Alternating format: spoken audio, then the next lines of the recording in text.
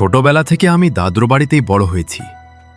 Class 4-এ পড়ার সময় দুর্গাষ্টমীর দিন বড় মামির সাথে ঝগড়ার পর ছোট মামা বিষ খেয়ে আত্মহত্যা করেন। তারপর থেকে তার বাড়িটা ফাঁকাই পড়ে থাকত, আর প্রতিদিন সেই বাড়ির সামনে দিয়েই আমাকে বাড়ি ফিরতে হতো। 5 বছর কেটে যায়। আমি তখন ক্লাস 9-এ পড়ি।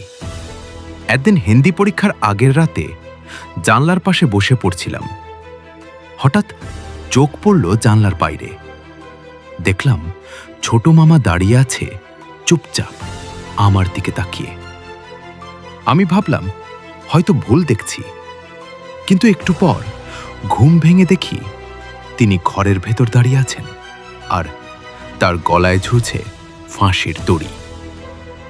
ভয়ে আমার পুরো শরীর অবশ হয়ে গিয়েছিল। গলা দিয়ে কোনো শব্দও বের হচ্ছিল না। পরের দিন সকালে দিদা আর দাদুকে সব বললাম। তারপর কুলগুরুর মন্ত্র পড়া হলো আর গয়ায় পিণ্ডদান করা হয়। তারপর থেকে ছোট মামাকে আর কোনোদিন দেখিনি, কিন্তু সেই রাতের ভয় আজও আমি ভুলতে পারিনি।